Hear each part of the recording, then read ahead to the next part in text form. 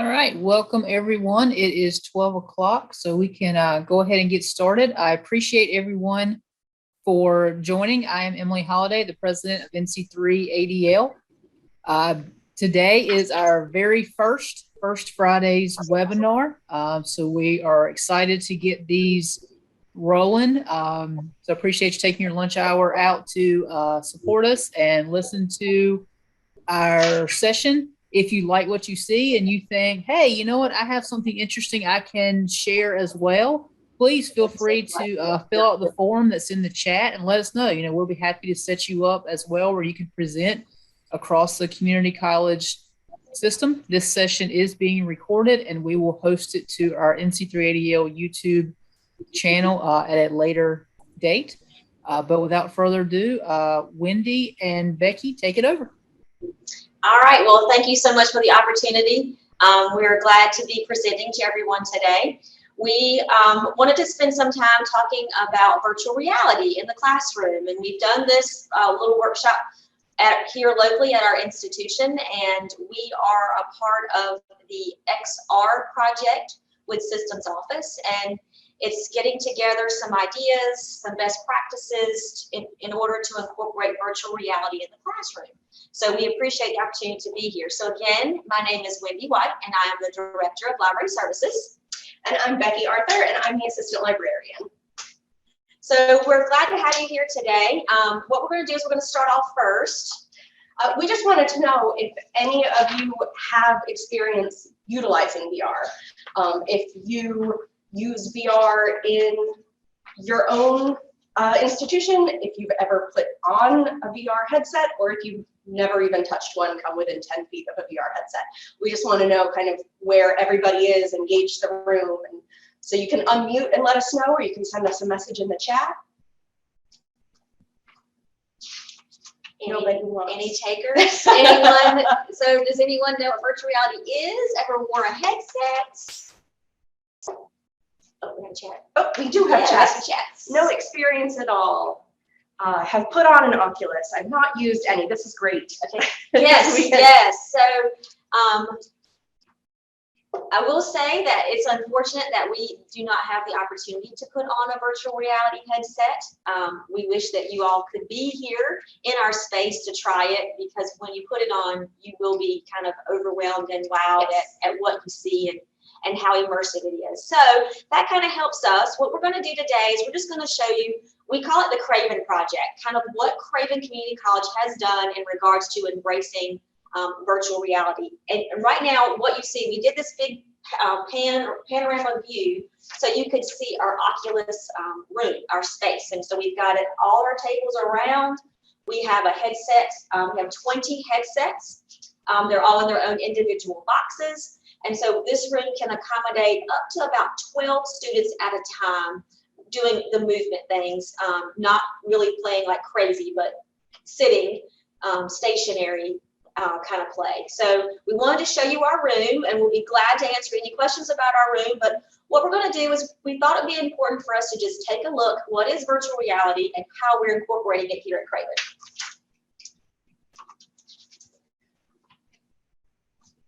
Okay, so what is virtual reality?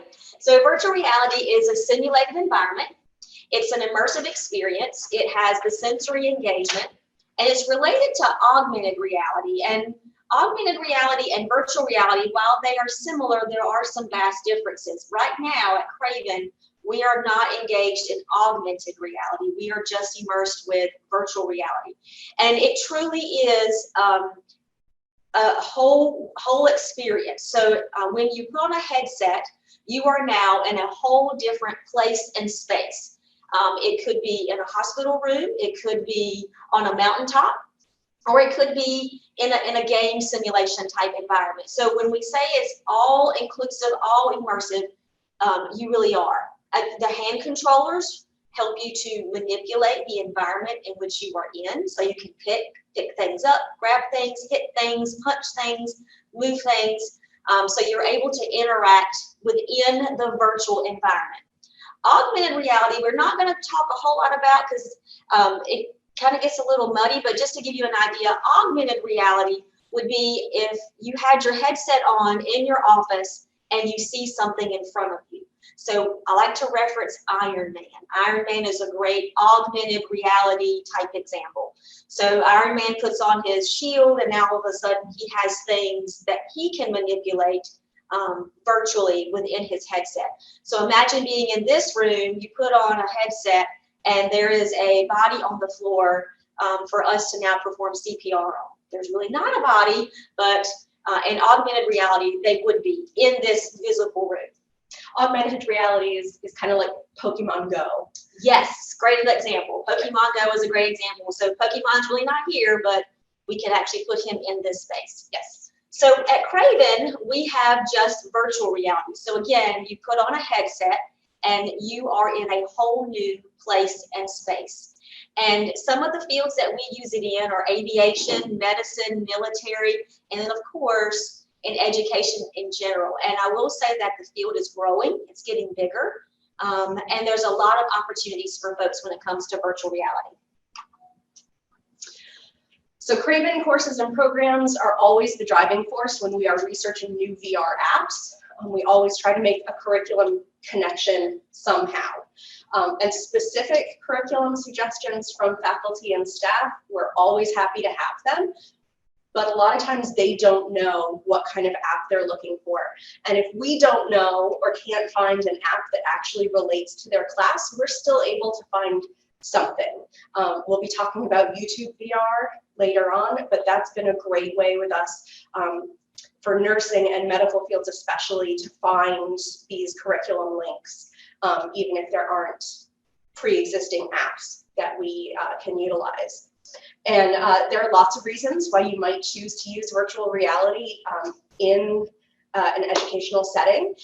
It's a great way to introduce an upcoming topic or to extend a topic of interest. We had a English class that was reading the Diary of Anne Frank, and then came and we have an app that allows you to tour Anne Frank's house. So it was kind of adding on top of and supplementing this topic that the students were already interested in. Virtual reality gives you a chance to practice a topic in a kinesthetic, engaging way.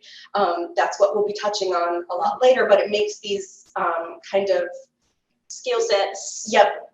It gives you a way to kind of manipulate on your own these ideas that you're learning about in a classroom.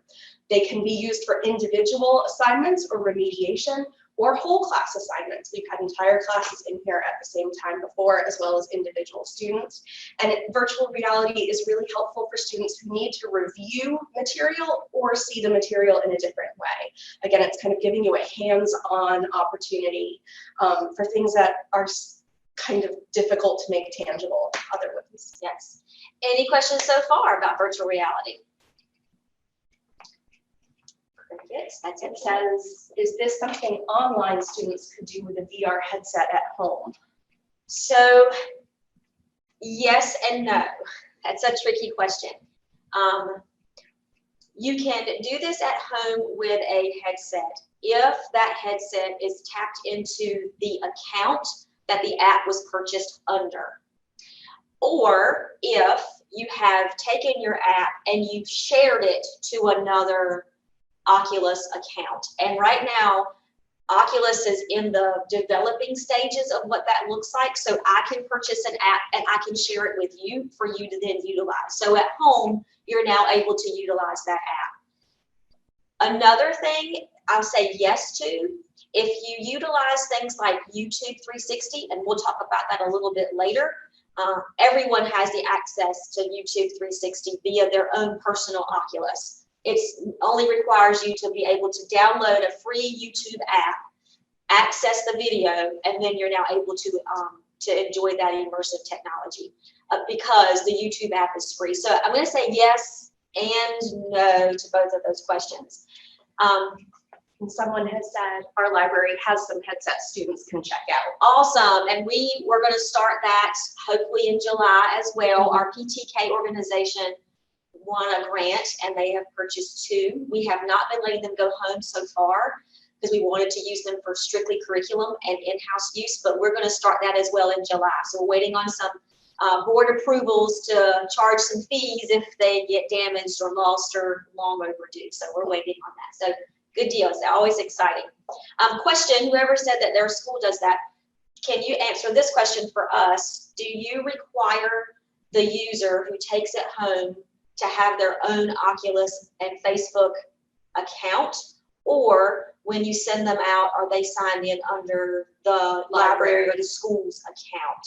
So that's a question for you. We're kind of in the middle of that. I said yes, I think, to the initial, Okay. they're required to have their own. Yes, it's the safest way, but I understand why we want to be able to give them access to all of our apps, especially if it's for instruction, right? So when we have a instructor who wants a student to carry one home to do one of the apps we've purchased, it's easier if we are able to use our account versus theirs because of the cost piece. So thanks for answering that question. So what we thought we would do, give you is some concrete examples of how we have utilized virtual reality when it comes to curriculum and comes to instruction. We've got some pretty wide variety of examples for you. The first one that you see is our chemistry connection. And this was actually our first one that we made a connection with. So we had the chemistry instructor come in to us with a problem. The problem after the pandemic, or I'll say kind of in the middle of the pandemic, students were engaged in chemistry lab classes, but unfortunately they had never been in a lab setting.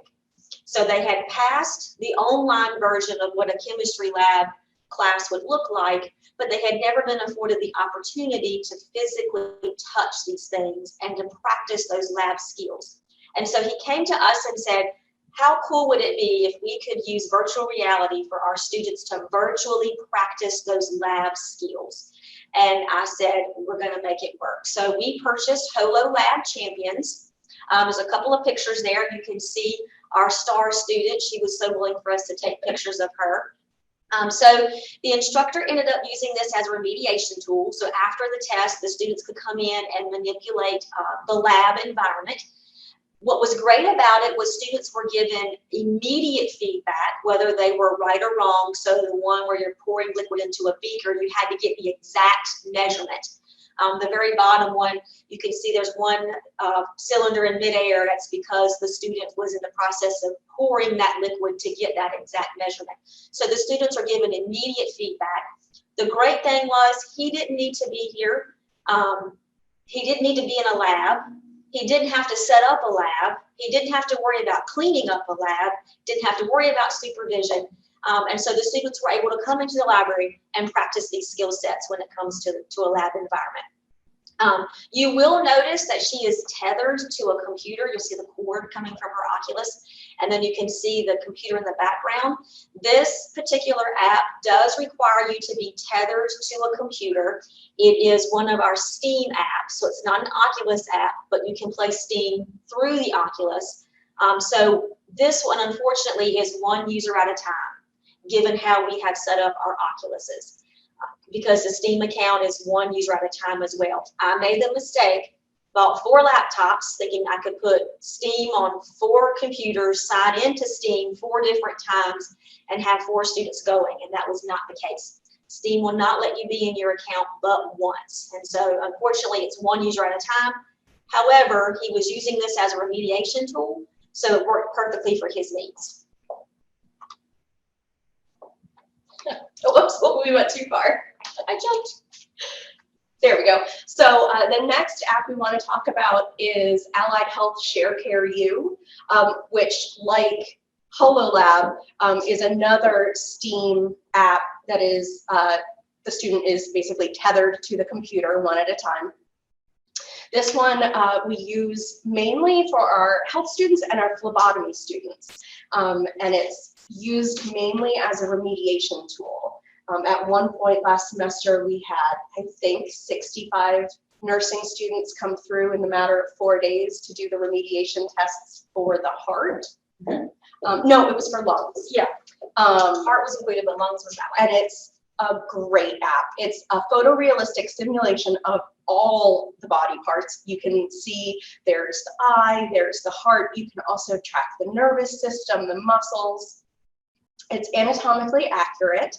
And within each body system, there are quizzes that students can take and get immediate feedback, which is fantastic. You can manipulate the various body systems and organs. You can spin them around in 360 so you can see them from all angles. And my favorite part of it is that for certain body parts, like the heart or the lungs, you can actually go inside the human body, Magic School Bus style. You can see the different chambers of the heart from inside. And while you're there, you can also manipulate the body systems. You can see kind of what heart treatment looks like from the inside and from the outside. Or you can make the heart go into AFib, or you can make the lungs be smoker's lungs and look at what that process is. And so you're able to see what's going on the inside from that perspective. Yeah. And we've had students who did it as a remediation tool who enjoyed it so much that they came back and did it just as additional classwork. All right, so the next one that we have is we utilized it for art. We had our art students come in, and these are the 3 different apps that we have. The great thing about these 3 apps, they are actually on the Oculus headset, so we could have every student in here playing at the same time. So we had students in here creating pottery, we had them building sculptures, and then we were having them do the paint in 3D. So those 3-dimensional brush strokes of, and then you see looking at stars and lights, you can even add fire. And basically the room is your canvas. And so you're virtually in a space where you can now be creative. So again, there was no art supplies that were needed. It really gave the students an opportunity to be very innovative when it comes to their art creations. And then they were, you're also able to share art with others and not just your classmate. Not just having your art displayed locally, but you're able to share it in amongst of a bigger community. And they seem to really enjoy that experience.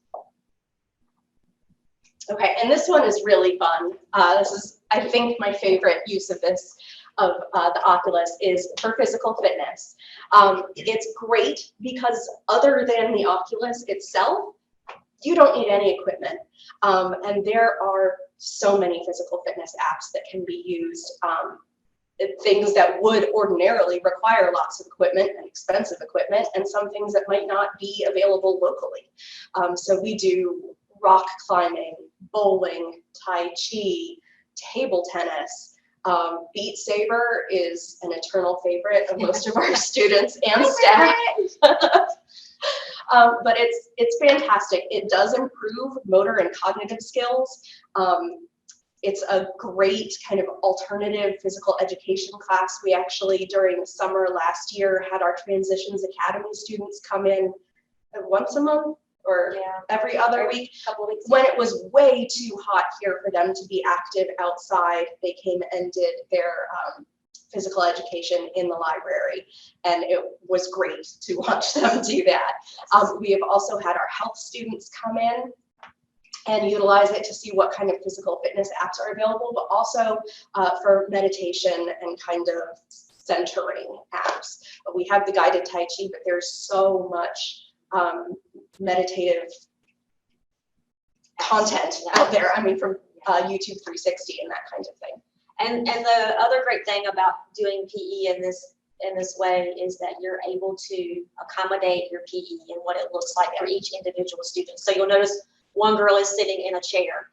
So those students who can't physically get up and has mobility issues, they're able to do PE in a chair, versus our other couple of students who are squatting and punching and doing all kinds of neat things. So it was a great experience to bring to them. We took it to the next level, and we've in our health classes, and we did an evaluation of what they thought was going to happen when they played VR.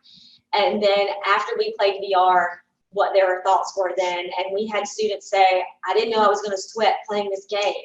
I didn't know my heart was going to increase. And so we tried to also do a health assessment with them before they started, and then at the conclusion of when they got done. And they were pretty surprised at how active it was. Yeah, there's a comment about rock climbing without a rock. And if you don't like heights, don't do this VR experience. Yes. Like, it is very realistic. and your arms will get tired even if there's no rock in front of you. It teaches you how to find handholds and how to distribute your weight, and it's a really good app, but it's very difficult. And you will think you're falling. Yes. It's so realistic that you think you are on top of the world. So that's the great thing about it. You're really not, but you do think you are. So let's talk a few minutes about YouTube 360. I'm not sure if anyone has ever experienced YouTube 360. Here is where, for our distance learning students who are at home, you can utilize YouTube 360 from a PC, from a Mac, from your cell phone, or you can experience on a virtual reality headset. That's what's great about YouTube 360, because it really does provide all different types of learners an opportunity to experience that. So what they are, there's a million of them. They're immersive videos that you can explore. What it does, it allows the learners to make connections with their learning by providing that concrete visual explanation and examples. And when you go to YouTube, you can search for any content that you want. For example, we searched sepsis for our nursing program and found a massive list of videos that were on sepsis and infections. And then we filtered that search to just be virtual reality. Now, again, you can still see these videos from your computer. You just have to manipulate it a little differently. So if you have a virtual reality headset on, you literally just turn your whole body. If you're on the computer, then you have to use your mouse to scroll across the screen and then and do the all around. Two examples, and we're going to go into one a few minutes, a little deeper. We've done it for biology. We did cell biology, so students were able to immerse themselves in a cell, gross, and they were able to see the mitochondria like doing its thing, gross. But it really did give students a whole different perspective. YouTube 360, the one downfall is you cannot interact with the space. So the students were not able to control what was going on in the cell. They just had to experience it in the way of seeing it. It's like an IMAX, like an IMAX movie, but it's all around. All around. It's really amazing.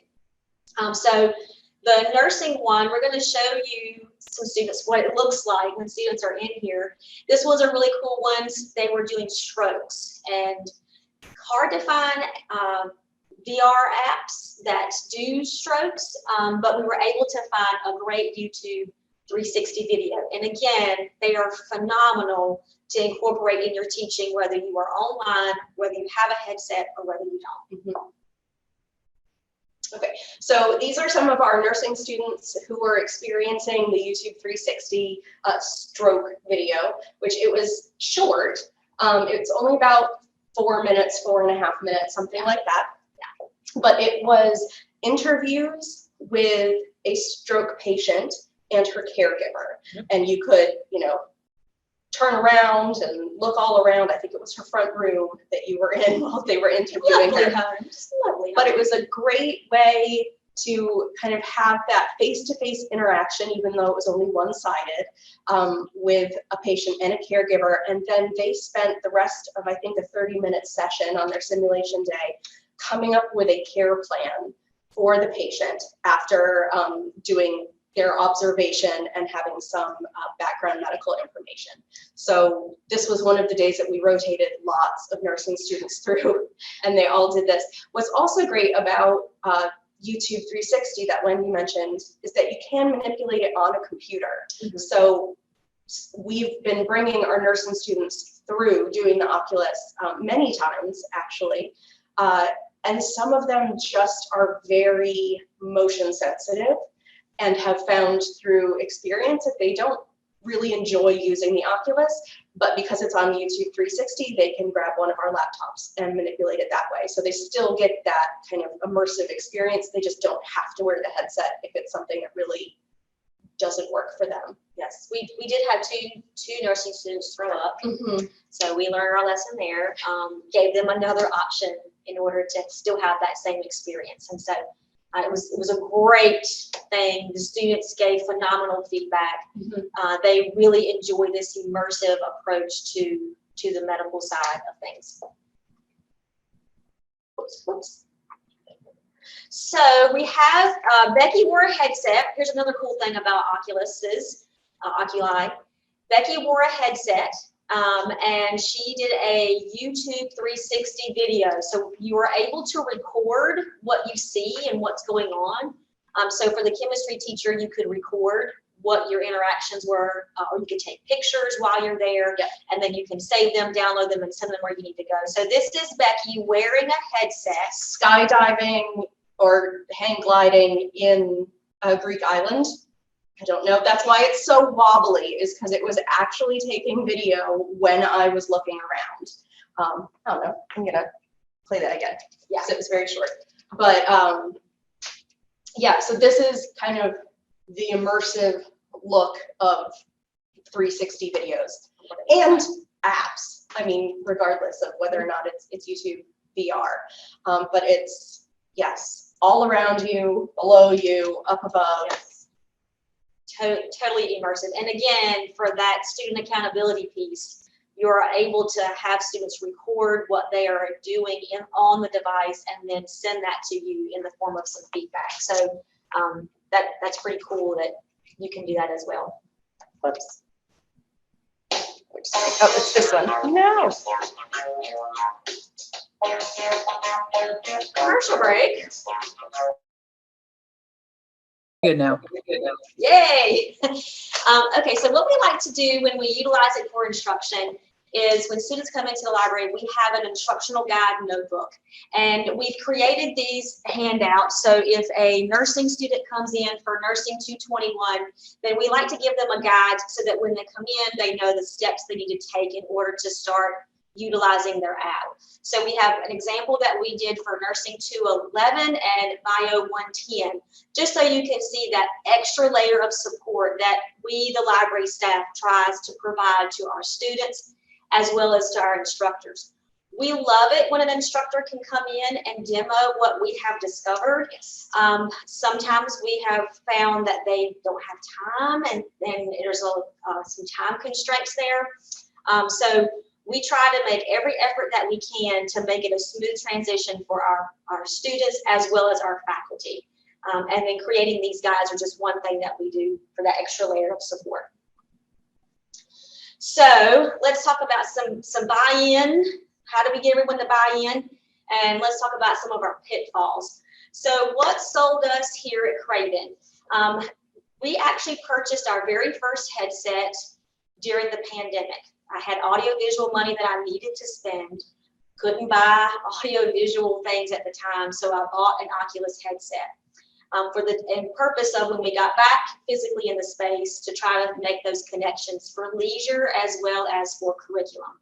And like I shared before, our chemistry instructor was the one that really was interested and really helped me pilot how to utilize these things instructionally. So distance learning discovered what we were doing, and then they ended up purchasing what you see in this room. They ended up purchasing 18 more headsets for us to utilize for instruction. And again, what sold it for the ones that the faculty that we have is the experience. And when I put it on for the first time, I was blown away. And I have to say, it sat in my home for about 2 to 3 weeks because I thought I'll get to it later. And then once I put it on, I couldn't take it off. It was just a phenomenal experience. So just putting it on and seeing it firsthand is really going to sell you on it. Yes. The next thing that sold some of our faculty is the level of engagement from our students. So our students were now, especially our younger population, we've really tapped into the level of engagement that they're used to having. And so when we have a whole room full of students in here totally engaged at the same time, engaged at something different, at different levels, it just speaks volume when it comes to, I know as a former administrator, you want to see high levels of engagement. And then again, the slides aren't advancing.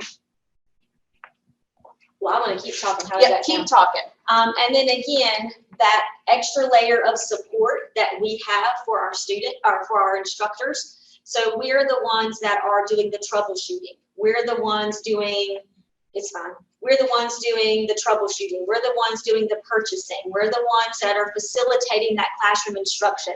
We haven't yet had anyone who wants to come in and just do it on their own. Looking forward to that, looking forward to having the nursing faculty call and say, hey, can we just reserve your room? We're not quite there yet with our faculty, but we love assisting in the classroom. It really helps me and helps Becky to figure out library services and what we can do even more to help them. So that was a huge selling point, having someone at the institution to kind of own this project.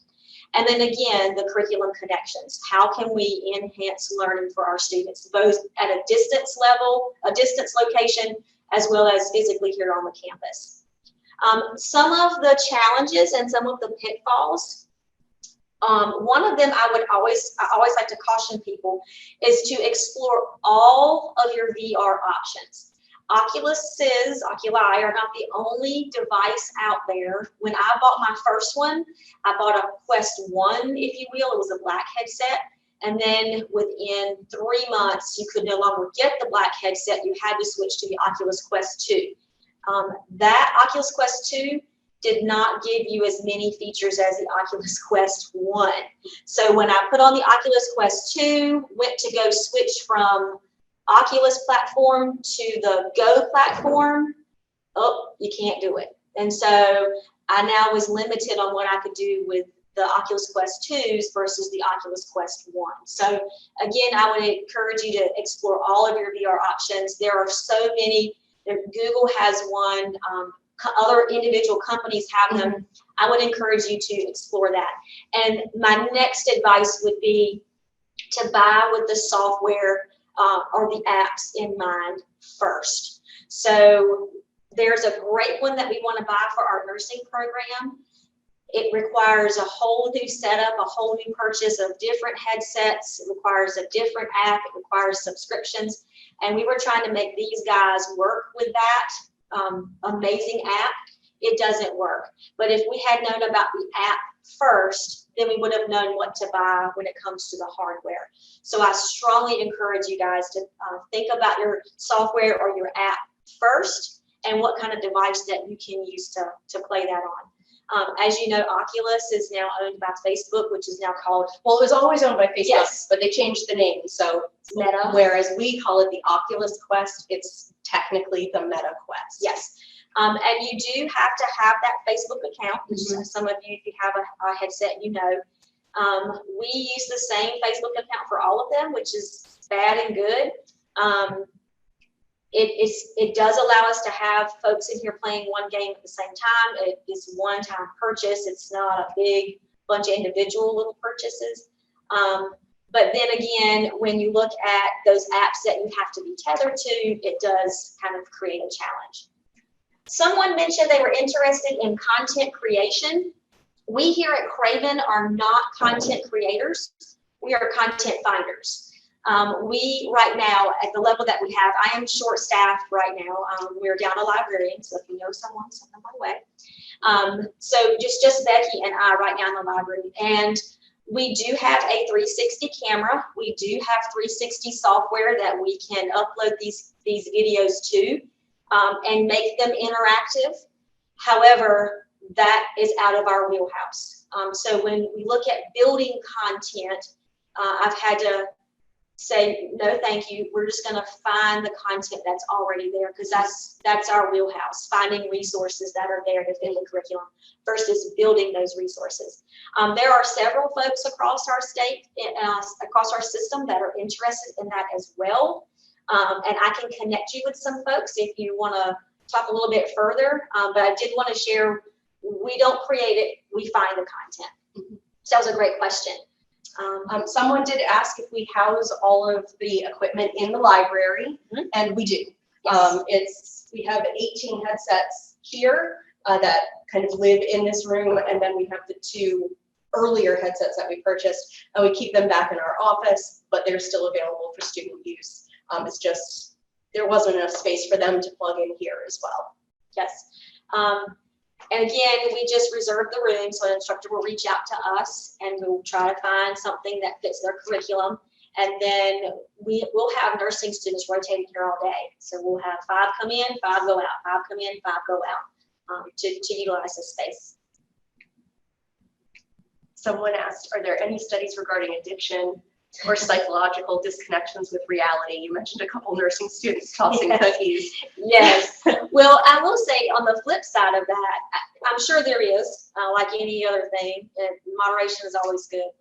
Actually, our PTK students, their project was on the benefits of virtual reality and how it helps with your mental health. And their project was on the research with the benefits of virtual reality. And as a result, they ended up winning 2 Oculus, or grant to buy 2 Oculuses and continue their project, their research project that they were working on with PTK. So I'm sure there's things that these are bad. Yes. Thankfully, the Oculus headset itself is kind of self-limiting because the charge, if you're playing something, the charge only lasts so long. So we try to limit students to an hour. If they book it for like just a leisure session, they have an hour, but I think even if they played past that, it only holds a charge for maybe 2.5 hours. Yes. So thankfully they can't, just sit there and play all day long. And like Becky said, we also allow students the opportunity to check one out to use in the library right now. So on our website, we have a form that students will fill out. They ask and reserve a time, and then they're allowed to come into the library for about an hour and utilize this space. And we allow as many as 2 students in here at one time. So our early college students take advantage of it a lot. They'll come in during their lunch and play. We did, I think it used to be 4 students at a time, but there are so many students who are interested in the Creed boxing that it was getting a little dangerous. So we had to back that up. Only 2 folks are in here. I will say one of the coolest events I had last March was a March Madness event. We held a competition, and the winner won an Oculus headset thanks to our foundation. And so that was fun. I had students coming in here practicing for hours, and then we held a week-long competition where the highest score ultimately on the game won an Oculus headset. We did a couple of rounds. So, you play, then you make it to the first round, you make it to the second round, and then thanks to our foundation and our student services, we were able to, the winner was able to win an Oculus headset, and then second place got a gift card to Walmart, I think for maybe $100, and then third place got a $50 gift card. So we really tried to create these things not only for curriculum, but for that leisurely need. We really want to push it for curriculum, obviously, but we have just found that this has really piqued some interest. Folks are beginning to utilize it. I think one time we had to turn some folks away, like, no, we can't right now. We've got this going on with our Oculus headsets. And they currently don't leave the library. They stay in our space for now. Again, like I said, our staff and faculty just aren't comfortable using it without us.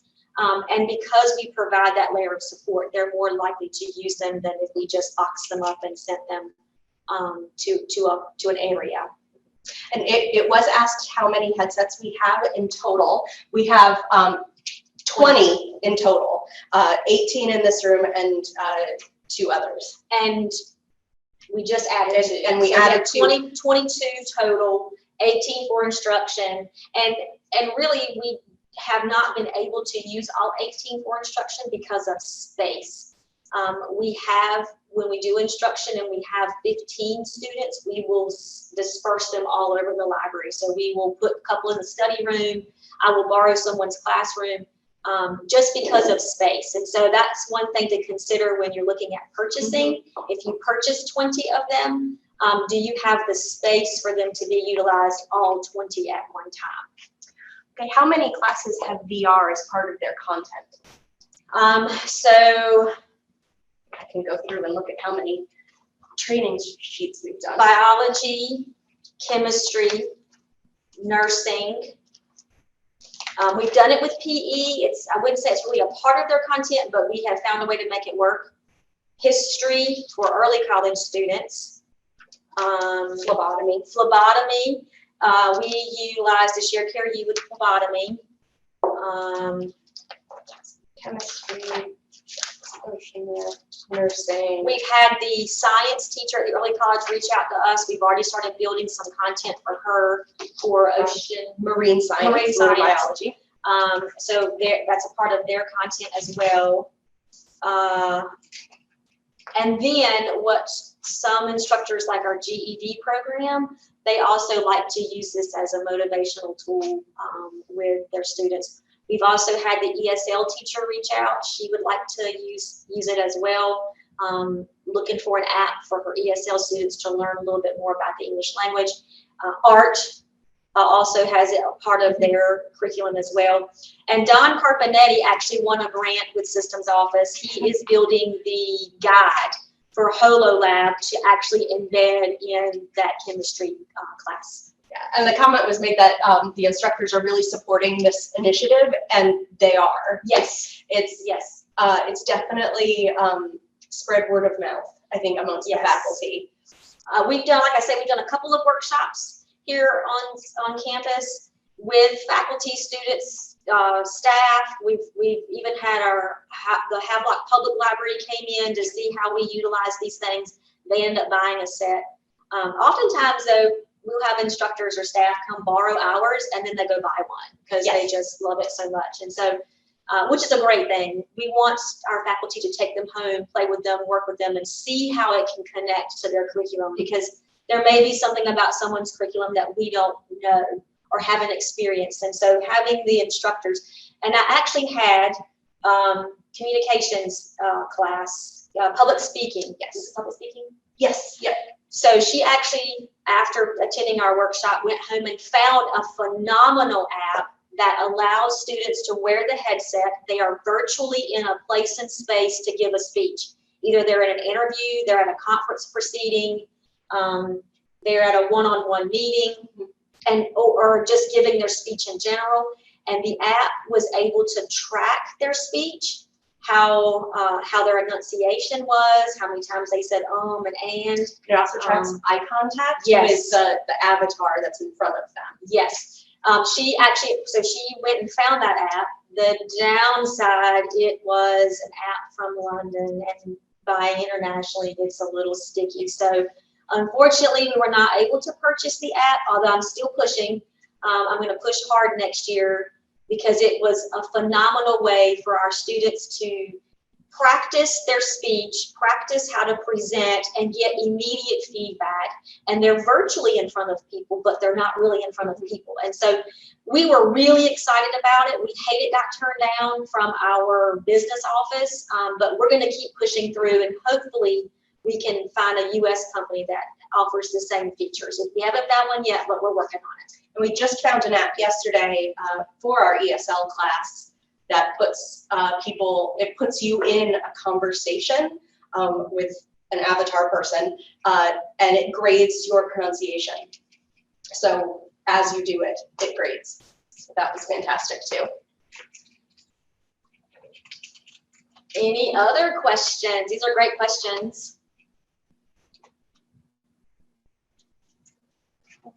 I don't see any more. If anyone is interested in any follow-up information, please reach out to me. There's my contact. I don't think it forwarded. Didn't forward. It's whitew@cravencc.edu. There it is. There it is. Yeah. Please reach out to me.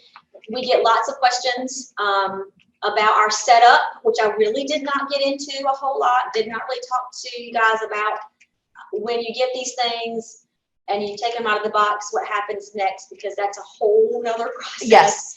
And we learned a lot with the first ones that we did.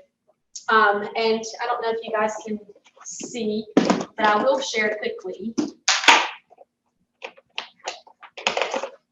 So we purchased clear containers from Big Lots, I think is where I ended up getting them from. And then each headset is in there with their device. We purchased things like silicone covers for health protection, so they cover the phone piece that's in there.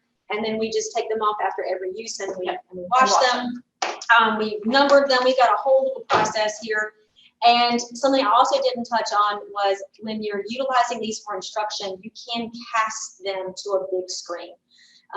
It allows us to tap into the device, and we're able to see what's happening in the device and then project that on the screen. So those apps that we have to use tethered to a computer, we can still have other students engaged because they can watch what's going on, ask questions, tell the user what to do, where to click, so they can still have that level of engagement. And it definitely helps when someone's stuck and you say, tell me what you see.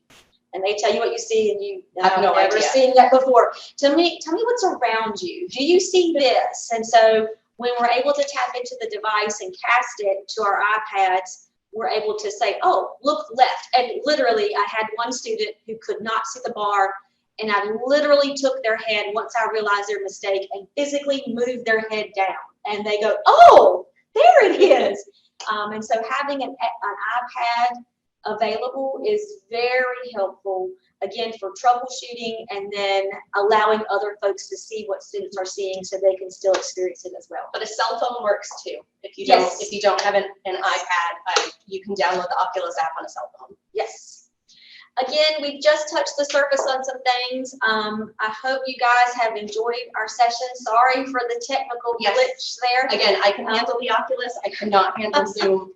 So if you don't have any questions, we'll hang around for a few minutes Yep. if anyone wants to chime in with some questions or chat with us some more. But again, thank you guys for joining us today. Thank you for the opportunity to share our experience. Yes, thank you so much. Yes, thank you both, and I appreciate everyone for attending. And hopefully we will see you at our next First Friday's webinars. The next couple of topics, we've got one for Open NCCC, and then we have one about self-regulated learning and considering reflection from students with instructions. And then if you are interested in presenting anything, please feel free to contact me or submit the form. I think I posted a couple times in the chat, and we'd love to have you.